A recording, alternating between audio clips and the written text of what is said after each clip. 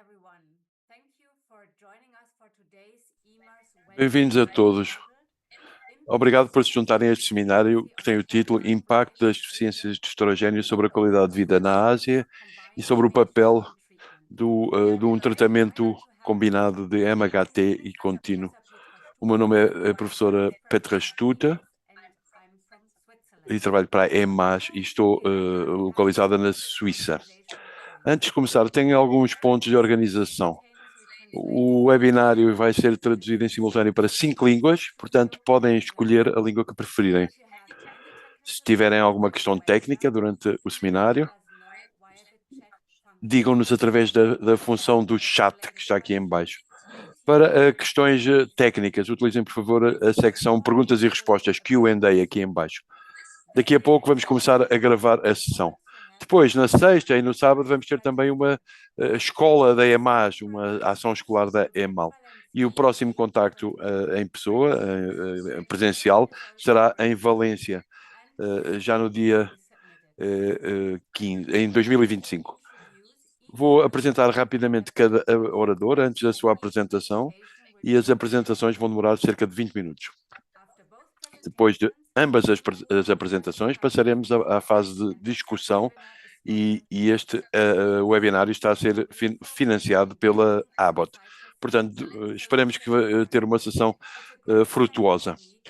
Vamos então começar. É com grande prazer que vos apresento o primeiro orador, o Dr. Aeon Lee, que é um especialista em endocrinologia reprodutiva, centrada na gestão da menopausa e na preservação da fertilidade. É professor assistente e clínico em diversas instituições médicas de ponta. Atualmente está localizado na Universidade Nacional de Seul, no Centro Médico. Está também envolvido em diversas sociedades académicas, como a Sociedade Coreana da Menopausa e a Sociedade Coreana para a Preservação da Fertilidade, e vai trabalhar das tendências e características da utilização do MHT nas populações coreana e asiática e do resto da Ásia. É um grande prazer tê-lo aqui conosco. Tem a palavra.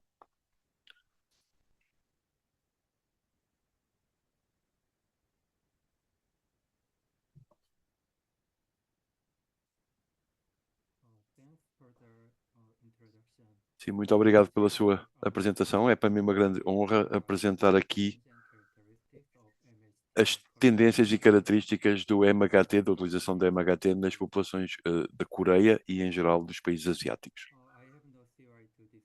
Não tenho nenhum conflito de interesse a divulgar. Quanto às tendências e características da MHT na sociedade coreana, eu penso que são diferentes do que acontece com outros países, nomeadamente nos Estados Unidos, nos países europeus e até em alguns países asiáticos vizinhos da Coreia. E eu tentei analisar as razões para estas diferenças, para tentar verificar se tem a ver com a forma como o medicamento é utilizado, se há fatores económicos que estejam envolvidos, fatores sociais também, que podem estar a ter alguma influência, e eu irei analisar esses fatores durante a minha apresentação. Bom, o estudo da utilização da MHT na Coreia foi realizado com a colaboração do nosso governo, e os nossos cidadãos são obrigados a participar no estudo. De acordo com a literatura sobre a utilização da MHT, em 2002, só 10,8% das mulheres utilizavam, em idade reprodutora, utilizavam MHT ou foram sujeitas a tratamentos com MHT.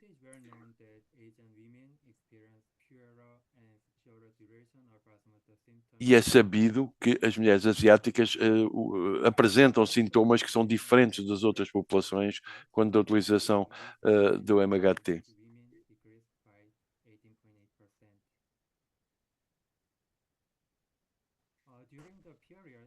Durante o período de utilização dos medicamentos com o MHT, verificamos que há uma descida de 54,7% da ET e da EPT em termos globais. A diminuição da presença de ET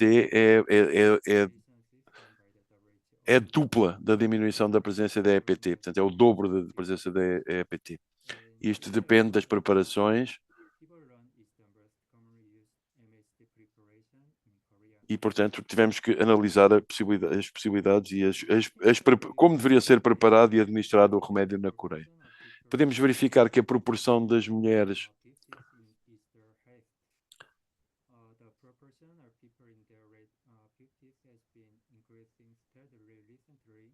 que apresentam determinados sintomas vão variando ao longo do tempo.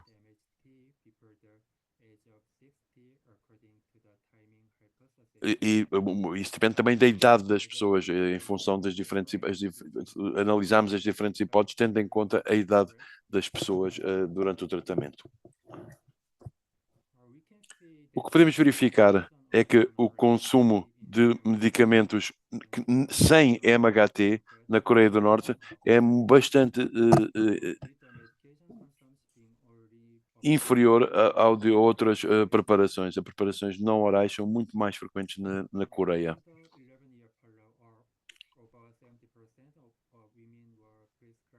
O que verificamos na Coreia é que só 11,8% das mulheres é que tinham seguido um tratamento durante mais de 3 anos.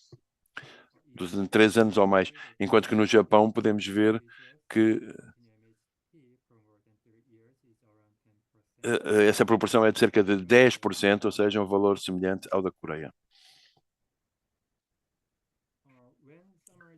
Para resumir as tendências da utilização da MHT na Coreia, aquilo que verificamos é que é uma utilização bastante reduzida, que continua a ser reduzida na Coreia.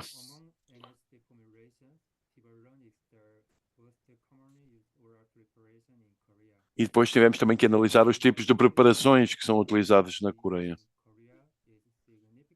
E aquilo que verificamos é que a utilização não oral é mais frequente na Coreia do que no resto do mundo, do que nos outros países do mundo.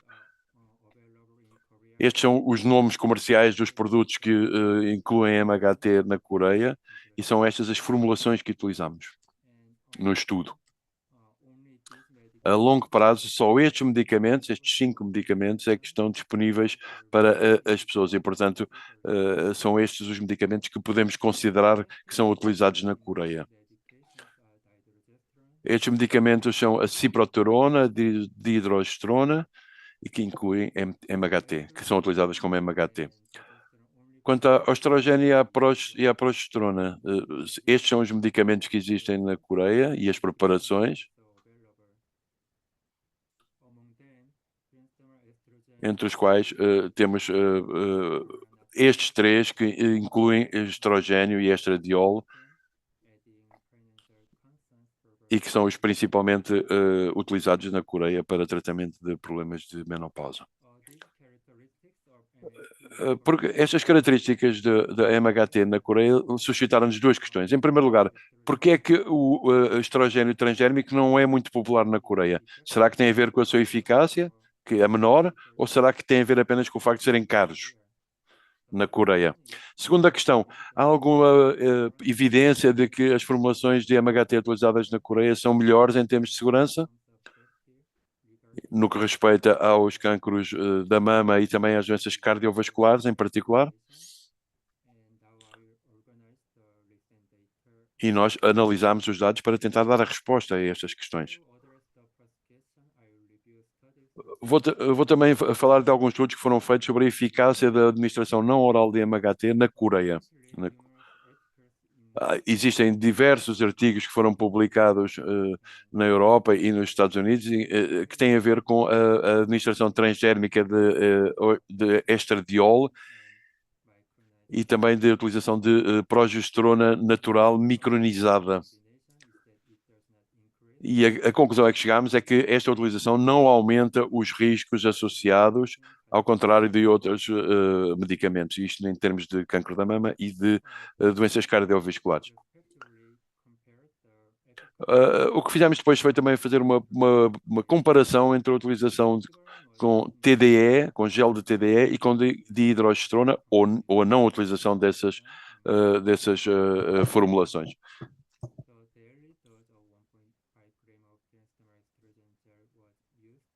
Utilizámos uma formulação de gel TDE a 1,5 g com dihidrogestrona, porque essa é a formulação mais utilizada na Coreia.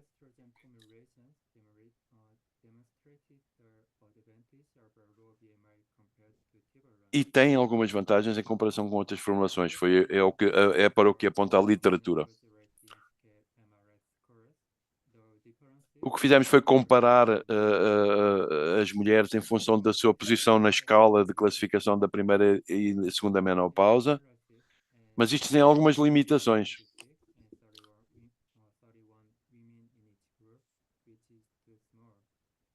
Nomeadamente o baixo número de mulheres que utilizam estas formulações, o que, portanto, não nos permite tirar conclusões muito abrangentes. Recentemente houve um grupo de investigação chinês que publicou um estudo envolvendo 250 mulheres que tinham recentemente chegado à menopausa para verificar como é que os seus sintomas estavam a evoluir.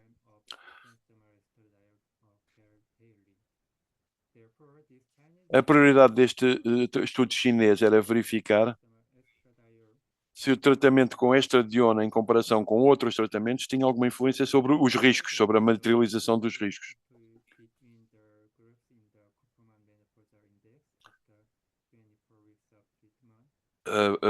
Foram analisadas as pontuações MRS de dois grupos diferentes e depois também um grupo de controlo. E esse foi feito no início do tratamento e depois passadas 4 semanas de tratamento. 24 semanas de tratamento, perdão. Estes são os sintomas que foram analisados, que estão aqui nesta lista.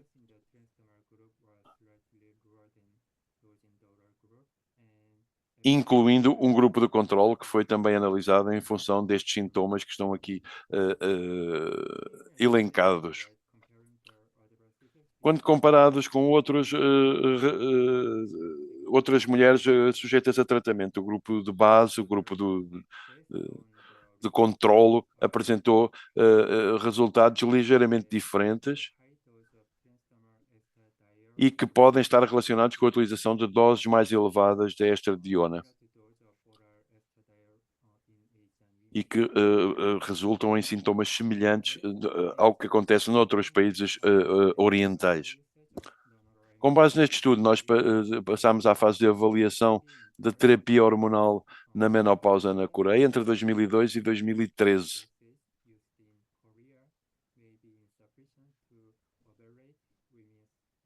Mas a conclusão a que chegámos é que o número de mulheres que seguem este tipo de tratamentos não era suficiente para podermos fazer um estudo conclusivo. Mas utilizando os dados provenientes do Japão e adaptando-os à Coreia, chegámos à conclusão que a proporção de mulheres que seguem este tratamento no Japão é muito maior, o que cerca de 20% em 2006 passou para 66% em 2021, ou seja, houve um aumento significativo do número de mulheres que seguem este tipo de formulação, o que sugere que há vantagens dos tratamentos com estrogênio e que serão aplicáveis também no caso da Coreia, em princípio.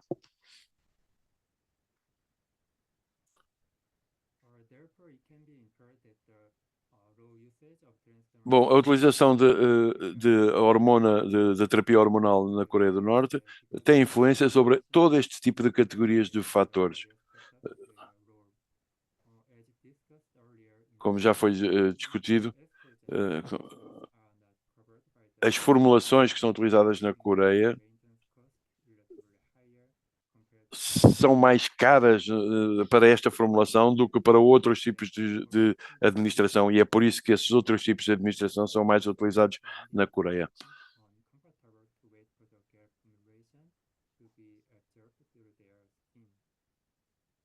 nomeadamente a administração intradérmica. Então, aqui está um resumo daquilo que fizemos e que nos levou a concluir porque é que a administração transdérmica da estrogênio não é popular na Coreia. Considerando aquilo que é feito na Coreia, aquilo que acontece na Coreia mais normalmente, mais geralmente, provavelmente será necessário aumentar as doses administradas nas mulheres na Coreia para obter os mesmos resultados. Por outro lado, há falta de dados quanto à dose que será eficaz e segura para a administração na Coreia. E para quebrar este ciclo vicioso, porque uma coisa arrasta a outra, será necessário proceder a ensaios clínicos bastante bem concebidos e dirigidos para as mulheres coreanas que terão que ser realizados no futuro.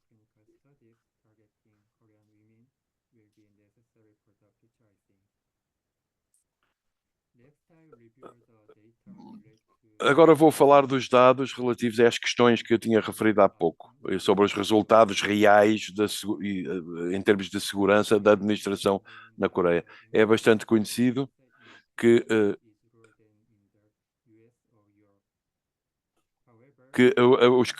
a incidência de cancro da mama na Coreia é inferior ao que acontece nos Estados Unidos ou na Europa. E em outros países asiáticos também. Na Ásia, nos países asiáticos, verificamos que há uma incidência ligeiramente maior nas mulheres com idade entre 40 e 59 anos, e essa incidência ainda é maior no caso da Coreia. 65,7% das mulheres entre 40 e 59 anos tiveram um incidente relacionado com o câncer da mama que tem a ver com que teve a ver ligado ao tratamento a que estavam a ser sujeitas. E isto acontece na Coreia. Principalmente em mulheres mais novas. A tendência é essa, que é particularmente pronunciada, que é particularmente visível no caso da Coreia.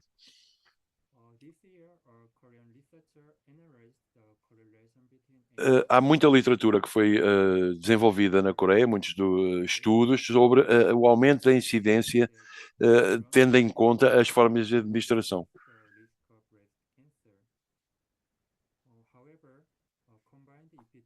Mas a terapia combinada de EP do fabricante CEPM, verificámos que estava associada a um risco mais elevado de câncer da mama, câncer do seio, do que nas outras formulações. A prevalência da utilização de tibolona é de 47% na Coreia do Sul e os dados são bastante limitados em termos de resultados e de efeitos desse tratamento.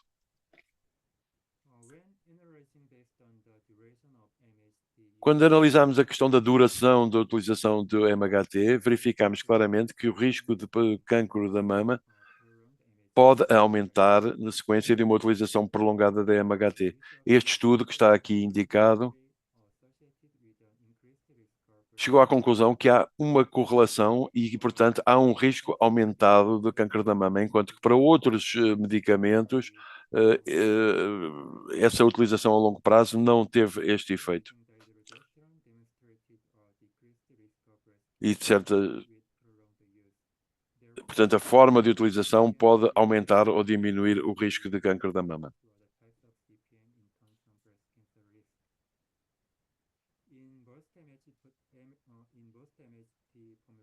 Em ambos os casos, verifica-se, em certos casos, verifica-se um aumento dos riscos de câncer da mama, e são esses os casos que estão aqui assinalados a vermelho, e que têm a ver com não só com a prevalência e com o surgimento, mas também com o agravamento de situações pré-existentes. Verifica-se nos dois casos, na população coreana.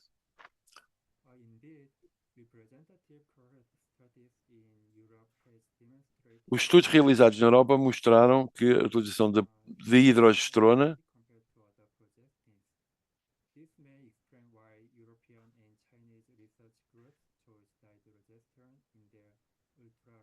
tinha efeitos positivos em termos de redução dos riscos de câncer da mama e de comportamento reprodutivo, e foi por isso que é esse o tipo de administração que foi escolhida, que é principalmente escolhido tanto na Europa como nos Estados Unidos, o que não acontece na Coreia. O mesmo grupo de investigação coreano analisou também a correlação entre a utilização de MHT e as doenças cardiovasculares, utilizando uma base de dados e que verificou que a utilização de tibolone, o tibolone, aumenta o risco de infartos do miocárdio e de problemas cardiovasculares.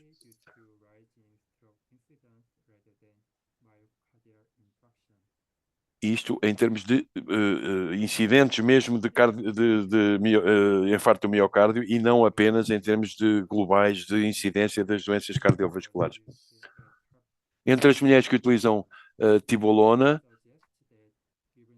foi feito um estudo que sugere que, dada a elevada prevalência da utilização deste medicamento, o dosamento terá que ser adaptado para as mulheres da Coreia do Sul. Foi relatado um aumento do risco de infartos com a utilização de tibolone ou de um regime utilizando unicamente E2.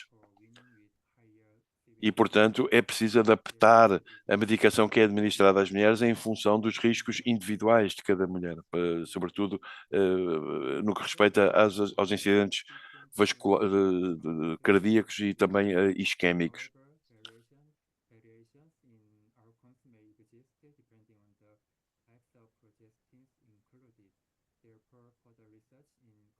É necessário continuar a investigar a situação na Coreia porque não temos dados suficientes ainda para chegar a uma conclusão definitiva.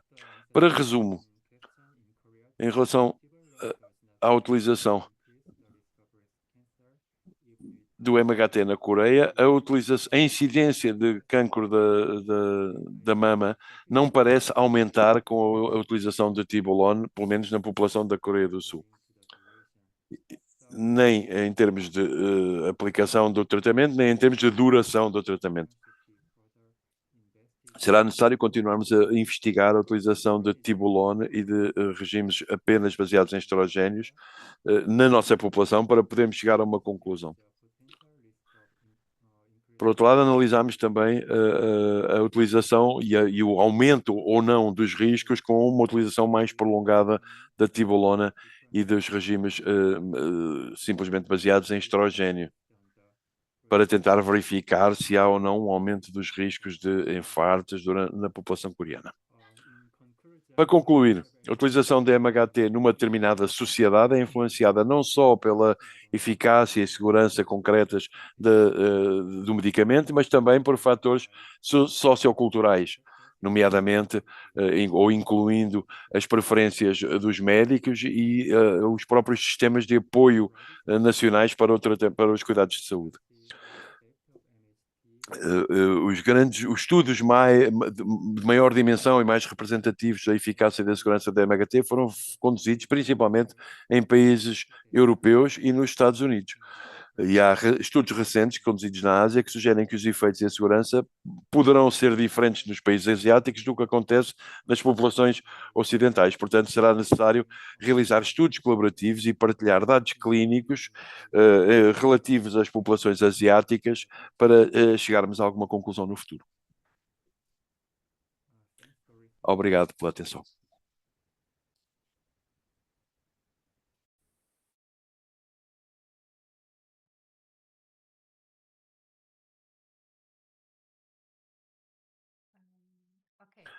Sim, senhor. Sim, muito obrigado, Dr. Lee. Foi uma apresentação muito interessante.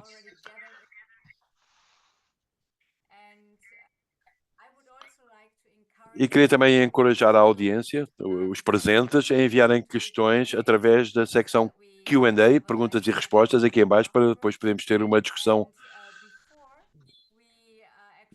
sobre estas questões.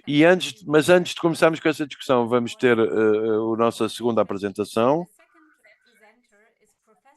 pelo Dr. Yu Xi, que é o ex-presidente da Federação Menopausa para a China, é membro da Sociedade Chinesa para a Menopausa e é professor no Centro de Endocrinologia Reprodutiva e de Medicina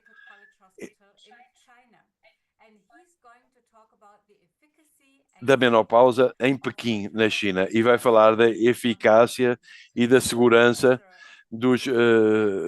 da administração de certos medicamentos. Bem-vindo, aguardamos com grande ansiedade a sua apresentação.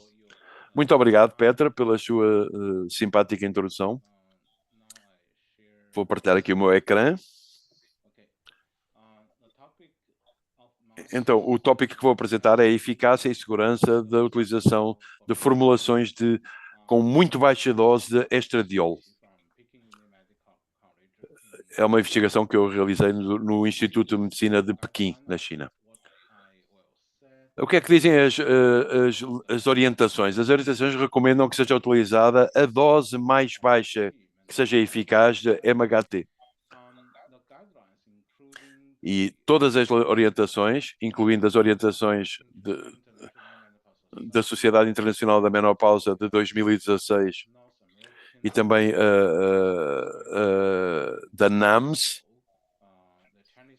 e da Sociedade Chinesa da Menopausa, todas estas orientações apontam para a utilização da dose mais baixa que for eficaz. É essa a dose que é recomendada para a utilização em termos de MHT.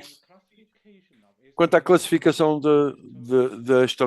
das dosagens de estrogênio para a terapia hormonal na menopausa, há três categorias. Temos a dose normal, a baixa dose e a dose muito baixa. 2 a 4 miligramas por administração oral é considerada a dose normal. 1 miligrama é considerada uma dose baixa e 0,25 a 0,5 miligramas é considerada uma dose ultra baixa.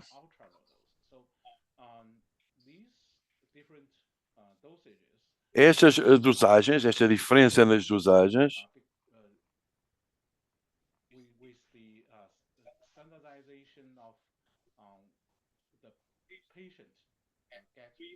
são normalizadas em função dos pacientes e em função dos sintomas que apresentam.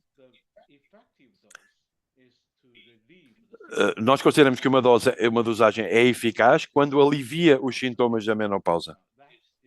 É essa a dose que é considerada eficaz, é a dose que alivia os sintomas. Se uma dose baixa, quando essa situação de alívio das doenças, dos sintomas da menopausa pode ser alcançada através de diferentes dosagens, deve ser utilizada a dosagem mais baixa, que permita obter esse alívio dos sintomas durante a transição para a menopausa. Estradiol a 0,5 miligramas mais dihidrogestrona a 2,5 miligramas deve ser a dose aplicada. É a dose mais baixa que permite a resolução dos sintomas da menopausa através da terapia. E foi essa a formulação que utilizámos num estudo que conduzimos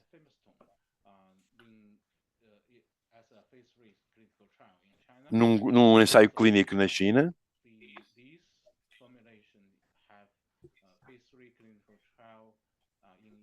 E é também uma formulação que foi utilizada em vários estudos que foram realizados na Europa. Vamos então olhar para os resultados destes estudos. Em primeiro lugar, vamos ver quais é que foram os resultados na China. E este é o protocolo que foi aplicado nestes ensaios clínicos realizados na China. Depois de uma avaliação e depois os pacientes assinarem uma declaração de exoneração de responsabilidade para poderem participar no estudo, os participantes foram distribuídos aleatoriamente por dois grupos. Um ao qual foi administrado estradiol e dihidrogestrona a 0,5 e 0,25 miligramas. Este estudo foi conduzido durante 4 semanas e depois foi seguida a evolução das pacientes ao longo desse tempo. Em conjunto, nós analisamos 560 voluntárias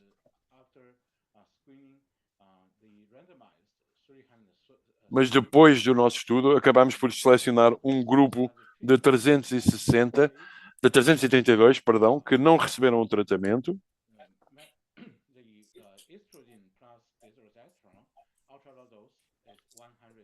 O que fez com que chegássemos a um resultado final de um grupo que recebeu, de 166 mulheres que recebeu tratamento com estradiol a 0,5 miligramas e DID a 2,5 miligramas, e depois um grupo de 65 mulheres que receberam um placebo, portanto, dois grupos de dimensão idêntica. E estes são os resultados. Podemos ver a diferença estatística que ao fim de 4 semanas, em termos de severidade dos dados. Isto foi avaliado em termos de episódios de afrontamentos por dia, e chegámos à conclusão que há uma diferença estatisticamente significativa que varia bastante entre a primeira e a 8ª semana, e depois também entre a 8ª semana e o fim do estudo.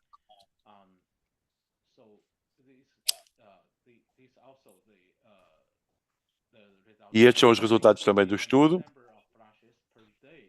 O número de afrontamentos por dia é um resultado secundário dos sintomas da menopausa. E podemos verificar que já há uma diferença estatística ao fim de 8 semanas, e essa diferença se mantém e até aumenta até ao final do tratamento.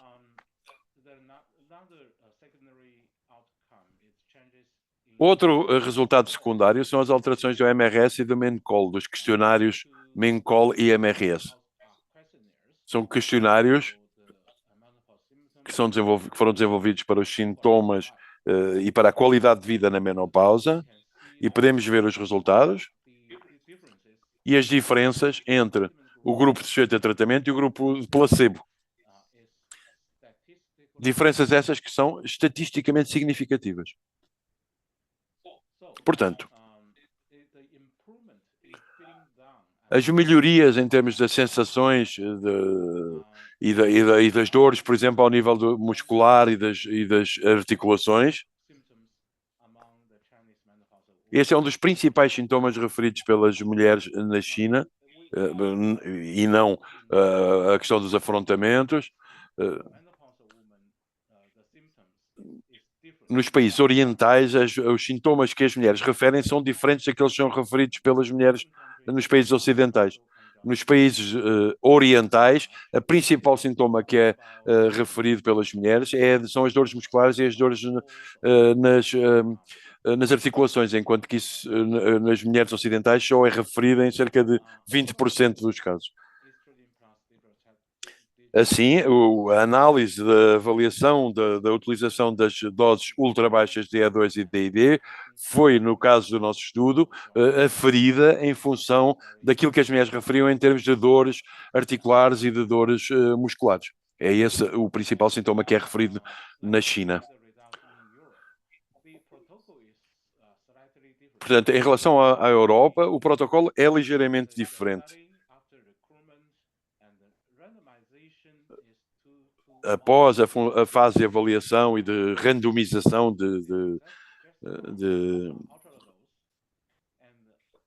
dos dados, é a aplicação do tratamento com dose ultra baixa a um dos grupos e a aplicação de um placebo durante algumas semanas no segundo grupo, e depois então iniciar o tratamento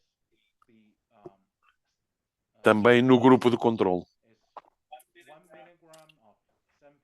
E volto a referir, o que consideramos dose baixa, 1 miligrama de E2 e 5 miligramas de ID5.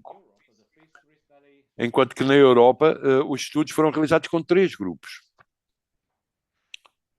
que são aqueles que estavam aqui naquela gráfica. E vamos ver os resultados. A eficácia da dose ultra baixa foi medida na Europa em função da evolução do número de casos severos de afrontamentos diários, e chegou-se à conclusão que 0,5 miligramas de E2 e 2,5 miligramas de YD, ou de 1 miligrama de E2 e 5 miligramas de YD, são esses os dois grupos. E a eficácia da diminuição da dose em termos de número de episódios de dores, de afrontamentos diários, chegamos à conclusão que os resultados são os mesmos com as duas dosagens e são melhores em relação ao placebo, de forma significativa.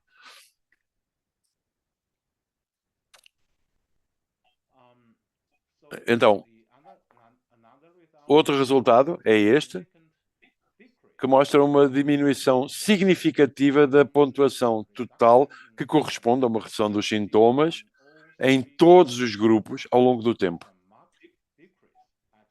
com uma diminuição marcada dos sintomas na quarta semana e que se manteve depois até à 13ª semana. Em comparação com o placebo, houve uma melhoria significativa, quer utilizando as doses normais, quer utilizando as doses ultra baixas. Isto em termos de afrontamentos, de episódios de suores frios por dia.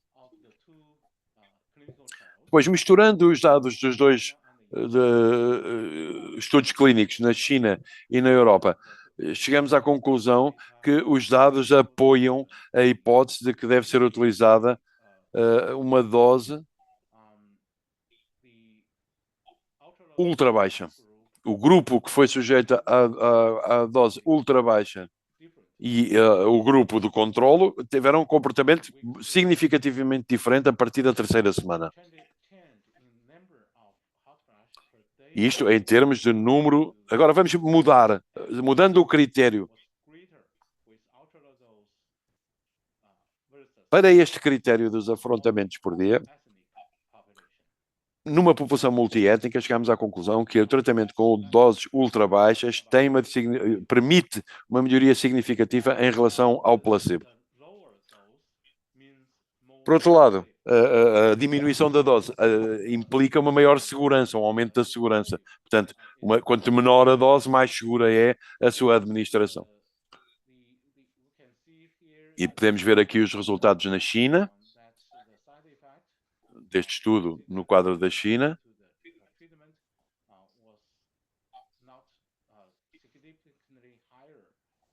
E verificamos que na China a utilização da dose ultra baixa não era significativamente diferente dos resultados para o grupo de controle, para o grupo a quem tinha sido administrado o placebo.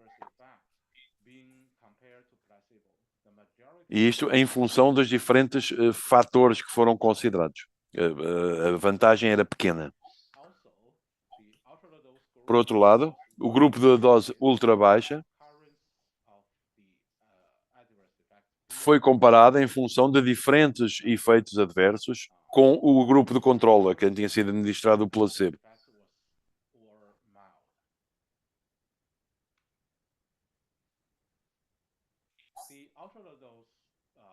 O grupo a que foi administrada a dose ultra baixa mostrou uma boa tolerância e a maior parte dos efeitos adversos foram aliviados e foram ligeiros.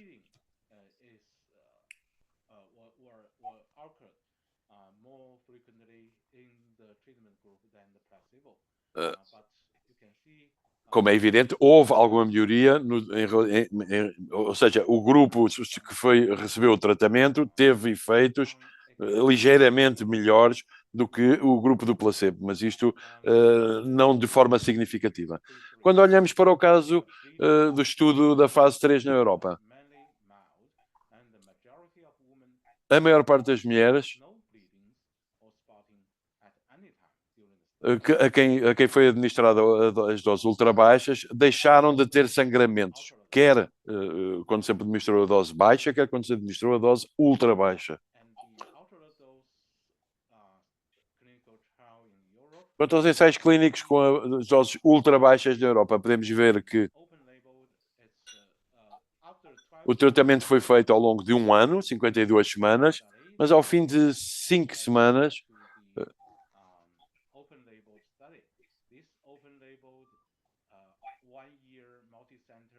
foi realizado em diversos centros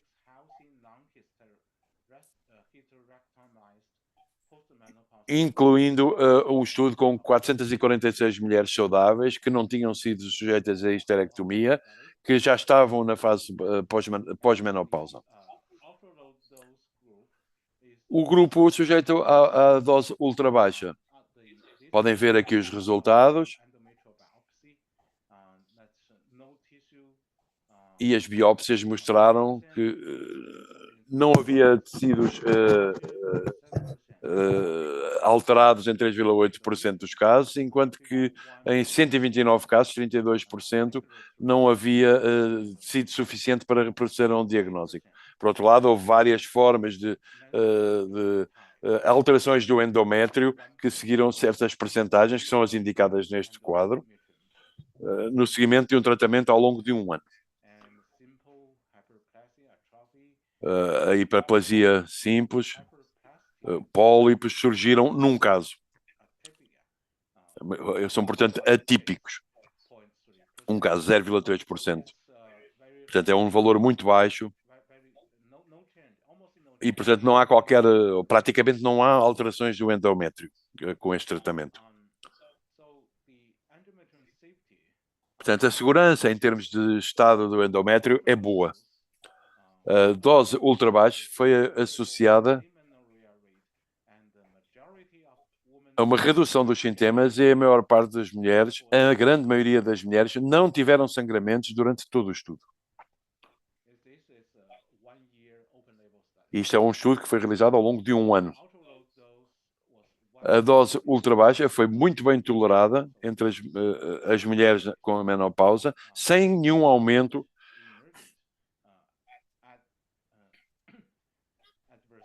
e sem efeitos adversos ou efeitos adversos severos, pelo menos.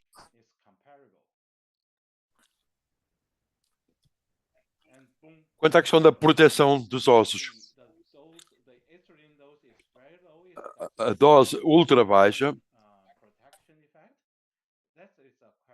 mantinha os seus efeitos de proteção e os questionários junto dos pacientes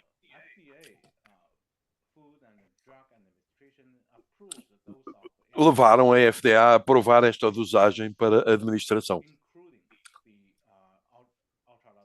Ou seja, a dosagem ultra baixa, 0,5 miligramas. Enquanto que a dose mais normalmente utilizada está entre os 0,25 e os 0,5 miligramas. Este estudo foi realizado ao longo de 52 semanas, cerca de um ano, e chegou à conclusão que há uma melhoria significativa da proteção das mulheres contra a osteoporose.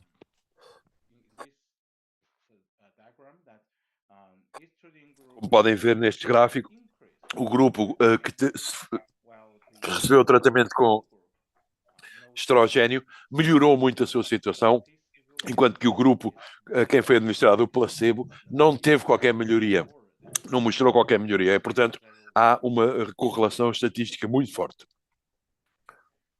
Em resumo, um regime combinado contínuo de estradiol a 0,5 mg e de hidrogesterona a 2,5 mg melhora ou constitui a dose mais baixa, mas eficaz de MHT, que é o que é recomendado pelas orientações que são emitidas pelas autoridades. A formulação de estradiol 0,5 mg e de hidrogesterona 2,5 mg pode reduzir ou conseguiu reduzir significativamente os sintomas vasomotores nas mulheres chinesas e europeias e melhorar a sua qualidade de vida na fase pós-menopausa. A formulação 0,5 mg estradiol, 2,5 mg de hidrogesterona mostrou um bom perfil de tolerância, com taxas favoráveis de amenorreia e de segurança para o endométrio. A ocorrência de efeitos adversos foi comparável entre o grupo de tratado e o grupo de controle.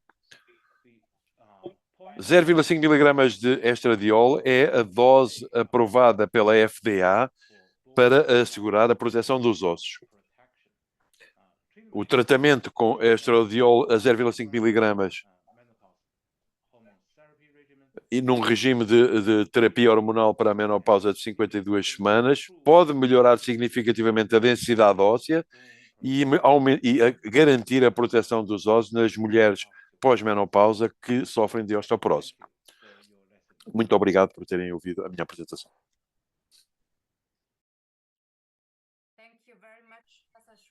Muito obrigado, professor Shuhi, pela sua excelente apresentação. É muito interessante ouvir as opiniões de outra parte do mundo, de outras partes do mundo, diria eu, pelo menos na minha perspectiva. E já recebemos algumas questões que foram colocadas. Eu gostaria de começar pela minha primeira questão, que é dirigida ao Dr. Lee. Nos nossos países, as mulheres preferem sempre utilizar hormonas naturais, portanto, e é muito difícil convencê-las a tomar outra coisa. Por outro lado, a tibolona existe no nosso mercado, mas como é sintético, não é muito popular. Portanto, foi para mim muito interessante saber que tantas mulheres na Coreia utilizam a tibolona. E pergunto-me se a discussão sobre sobre as hormonas bioidênticas já começou, já se foi iniciada, já está em curso, ou nem sequer é falada no seu país?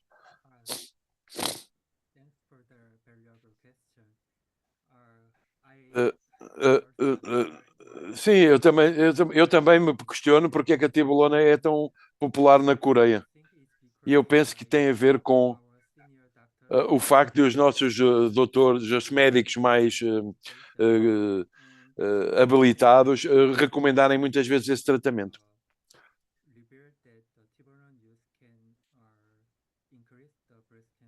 Isto apesar de saber que o uso de tibolona pode aumentar o cancro da mama. Há, portanto, alguma controvérsia em relação a estes dados, mas, como eu disse na minha apresentação, a utilização de tibolona está associada a taxas mais elevadas de acidentes cardiovasculares e eu penso que a utilização de terapias com hormonas bioidênticas irá evoluir positivamente no futuro na Coreia, concordo.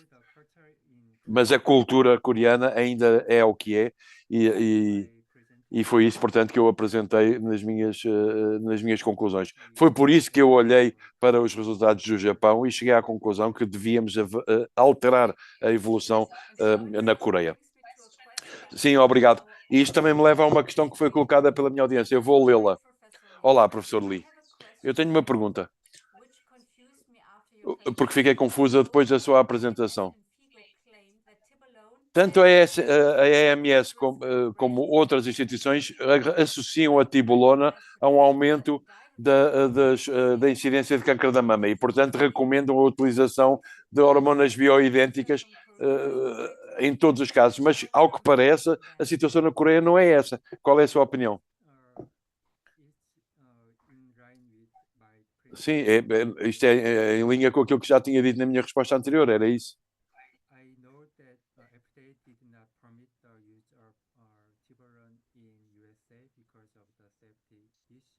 Eu sei que a tibolona tem vindo a ser abandonada nos Estados Unidos devido aos episódios que se verificaram ao longo do tempo.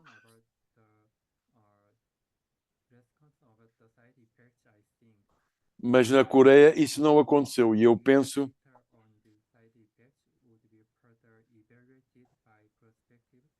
as perspectivas deveriam ser de uma passagem da tibolona para a utilização de hormonas bioidênticas. Posso dizer alguma coisa sobre isso, por favor? A tibolona também é muito popular na China. E porquê? Porque a tibolona tem alguns efeitos semelhantes a androgénicos.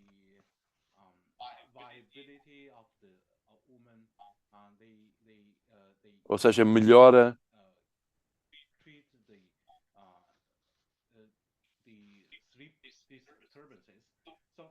por exemplo, as questões das perturbações do sono têm esse efeito positivo, considerado positivo. Mas é verdade que é um medicamento que nos causa algum temor. E quanto à questão do cancro da mama, por exemplo, o efeito da tibolona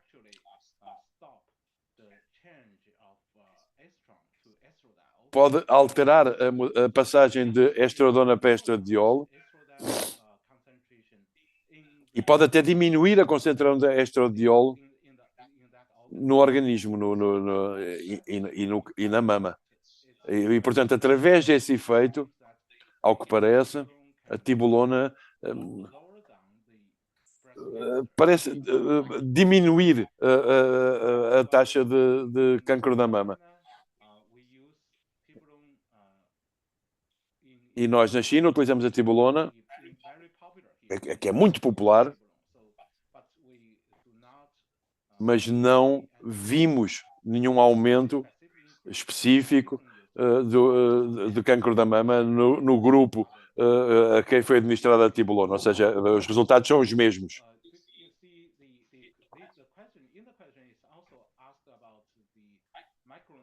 Depois também analisamos a questão da estrogênio micronizada, do estrogênio micronizado.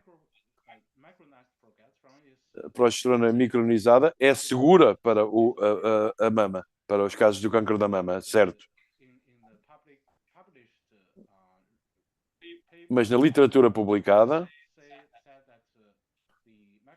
indica que a progesterona micronizada pode aumentar os casos de cancro do endométrio, as taxas de cancro do endométrio.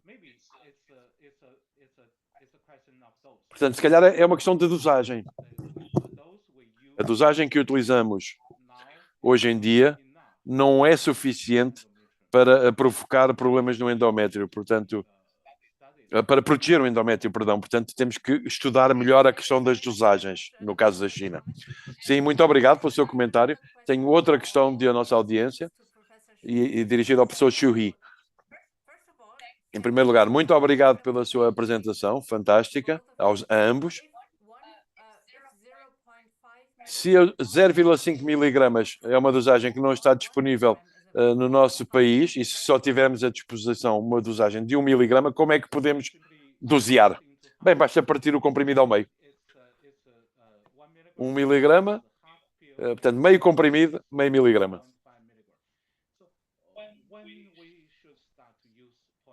Quando é que devemos utilizar 0,5 miligramas, a dose de 0,5 miligramas? Nas nossas orientações, é dito que os protocolos devem ser sequenciais conforme os grupos etários. Se uma pessoa, uma mulher, tem 45 anos e já está na menopausa e chega à sua clínica,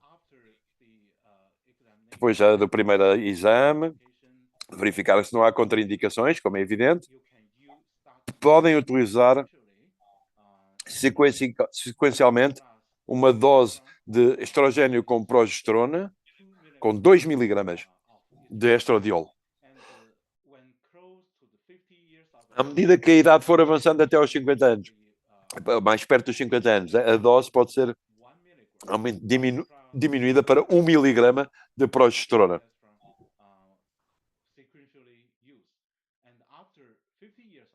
Ou seja, utilização sequencial 2 miligramas, depois até aos 50 anos, depois aos 50 anos 1 miligrama de estradiol. E a partir dos 55 anos, então podem voltar a alterar a dose para a dose ultra baixa. Se não tiverem essa formulação, basta partir o comprimido ao meio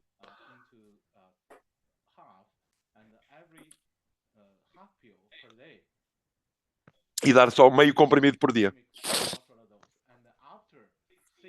E a partir dos 60 anos, mudar a dose e passar para uma formulação transdérmica de estrogênio.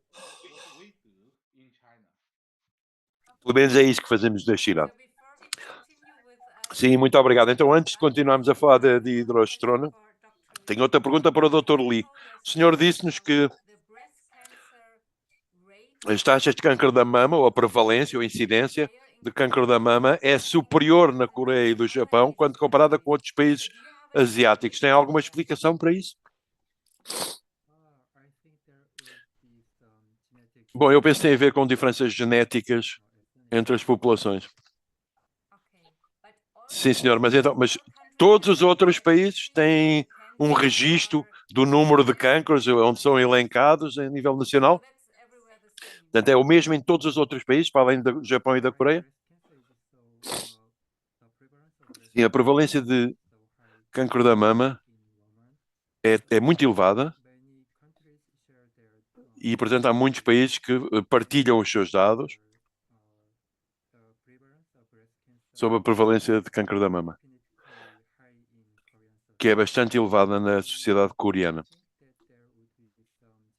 E pensamos que tem a ver com algumas diferenças genéticas da nossa população em relação a outras populações asiáticas. Okay, thank you very much. Bem, muito obrigado. Now another Mais question uma for pergunta para o Dr. professor Suji. So, do Asian women As need mulheres asiáticas HRT than Western women because precisam de dosagens mais baixas do que as mulheres europeias por causa da dieta que seguem, que inclui, por exemplo, soja, que é muito rica em estrogênio. Sim, a soja contém substâncias semelhantes ao estrogênio, o feijão de soja, que é muito consumido pelas mulheres asiáticas.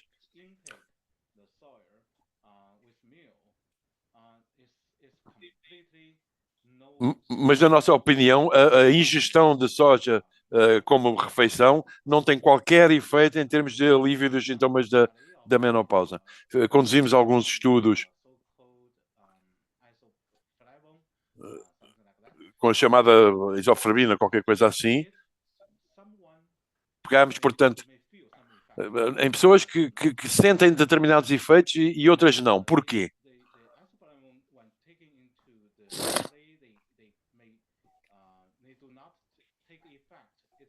A questão é que ingerida tal como é, a soja não tem efeitos, porque a substância em si ainda não está ativa. Só depois de ser digerida, e dependendo das bactérias que estão presentes no intestino, é que pode ou não ter efeitos. As bactérias intestinais variam de pessoa para pessoa, e, portanto, em algumas pessoas que têm uma determinada bactéria que permite alterar, transformar as substâncias presentes na soja em estrogênio, enquanto que outras pessoas não têm essas bactérias presentes. Portanto, os efeitos variam de pessoa para pessoa e não podemos, portanto, avaliar o efeito dessas substâncias.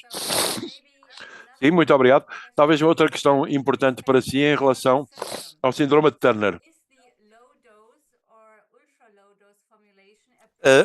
A formulação de dose baixa ou dose ultra baixa é adequada para as mulheres com síndrome de Turner? É a mesma coisa que a minha resposta à primeira pergunta. Nós fizemos variamos a dose em função da idade das pacientes. Se a paciente é jovem, utilizamos a dose de 2 miligramas, depois passamos para 1 miligrama aos 50 anos, depois 0,5 miligramas e depois, a partir dos 60 anos, mudamos para a administração transdérmica. É isso que fazemos. Muito obrigado. E talvez uma pergunta final para o Dr. Lee, porque há muitas perguntas sobre a tibolona. Quantas vezes é que viu casos de crescimento de fibulose, aumento da fibulose associados à tibolona? Não é uma situação que tínhamos visto muito. Não percebo porque é que essa pergunta aparece, porque não.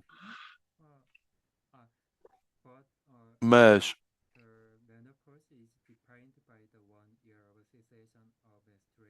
a menopausa está associada à cessação da menstruação e pode haver, depois da menopausa, ainda pode haver ovulação durante um ano, penso eu. E durante o processo de administração das medicações, algumas pacientes mostraram um aumento de sangramentos. Eu penso que, em alguns casos, estará associado a ovulações que ainda estão a ocorrer. Portanto, são independentes da medicação e, portanto, poderão ser casos associados a uma ovulação irregular que pode ocorrer após a menopausa, que até pode durar ainda mais um ano. E eu não sei se há algum efeito em termos de crescimento folicular. Não tenho dados sobre isso. Sim, senhor, muito obrigado. Não pudemos dar resposta a todas as perguntas, porque não tivemos tempo para isso, mas gostaria de agradecer, antes de mais, aos dois oradores por terem feito as suas apresentações e por terem respondido a todas as perguntas que lhes foram apresentadas.